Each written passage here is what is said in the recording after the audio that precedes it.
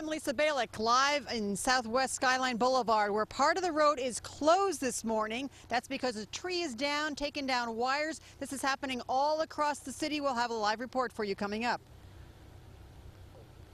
And we're getting a small glimpse of some of the overnight damage from the winds and the rains. This downed tree is going to cause a headache for this homeowner here. I'm Jessica Morkert. A live report is straight ahead on KOIN Local 6.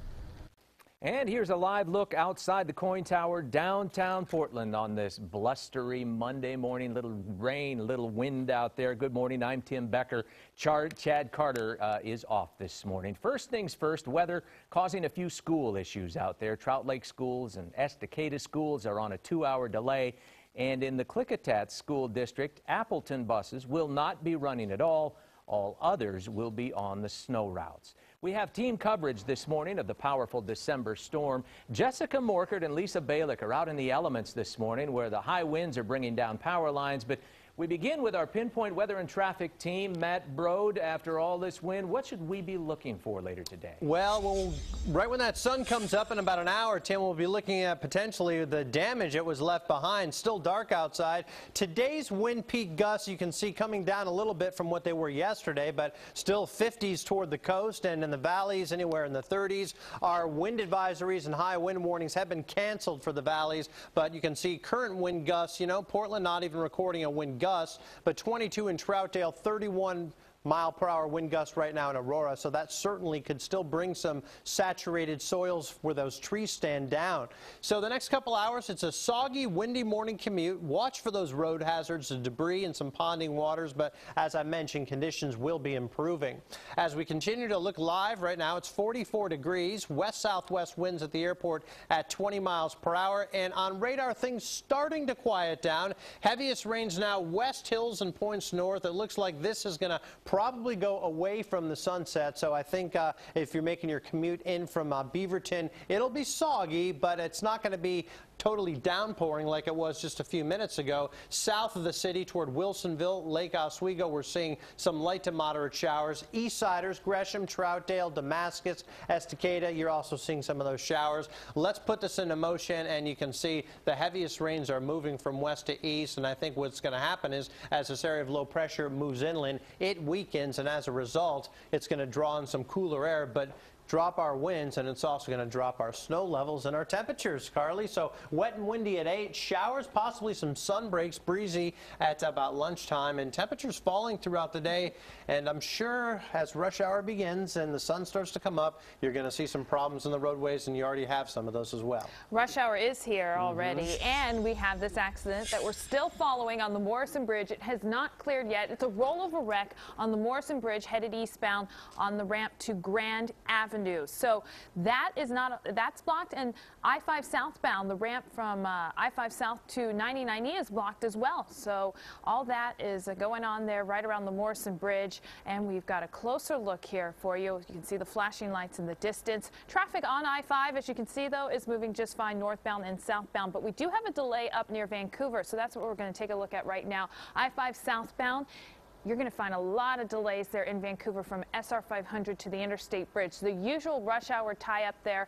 I-5 South also slows again here in North Portland at Lombard, and it all starts right after Delta Park. So I-84 at 82nd, congested already, headed inbound because of rush hour. And look at the sunset, slow going inside the tunnel to I-405. Tim? Carly, thank you. Heavy rain, gusty wind, that's all combined to leave a lot of people around the area without electricity overnight. This is PGE's outage map, and you can see there are plenty of points highlighted.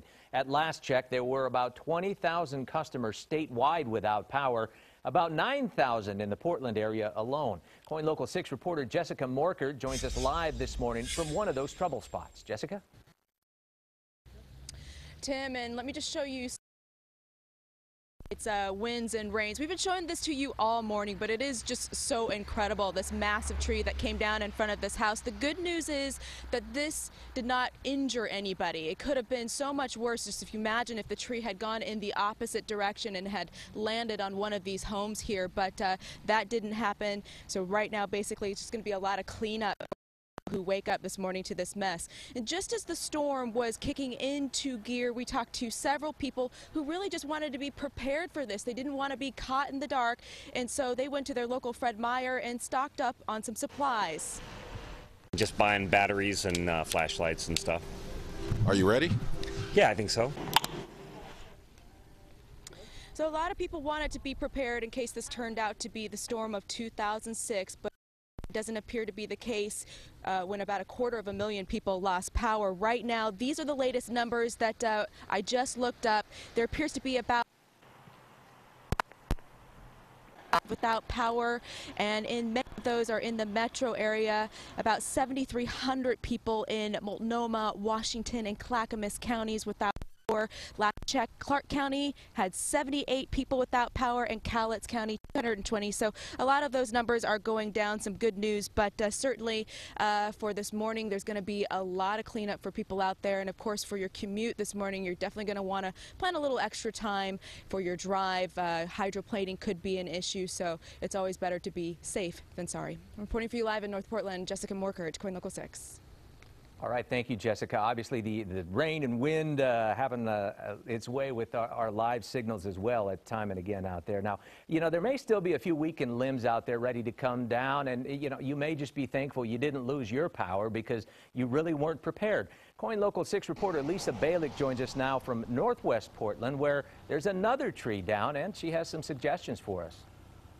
Yeah, Tim, we were on Skyline Boulevard here, and about the 5900 block, there's a tree down that took out some power lines. And we understand that this may be going on throughout the day because there's been so much rain and wind overnight. In fact, as we were driving along Skyline, we saw a lot of trees that were leaning. In fact, we were a little nervous about pulling over at a certain point because of some of those power lines. Again, a crew going by to take care of some of the lines that are down. We likely will see more power lines going down. So in terms of getting prepared, it's not over yet. Even though those high winds overnight are gone, there is a good chance we still may see more power outages throughout the day. One of the main things you want to do is, if you're up right now, make sure your cell phone is charged while you still have power. A lot of people just assume, hey, the cell phone's fine. They don't have a landline, and all of a sudden they realize, yep, don't have any kind of cell phone service whatsoever because they're out of battery or out of, you know, they haven't recharged it overnight. Also, as far as inside, fire hazards are candles, especially this time of year. If you have a Christmas tree, other decorations up, really critical not to use the candles. Check the batteries on your flashlights as well. Don't use gas, propane, or kerosene heating or cooking equipment that's designed for outdoor use inside your home. A couple other things that we noticed today, we have seen a lot of debris on the roadways. Driving around, especially in neighborhoods where there are a lot of trees, be very careful in the morning as you pull out, especially if you're coming out before light. There's a lot of stuff on the roads that has not been cleaned up just yet. Reporting for you live in Northwest Portland, Lisa Balick, KOIN Local 6. Stay with KOIN Local 6 for the very latest on this storm and more that are sure to come our way as we head into our Pacific Northwest winter.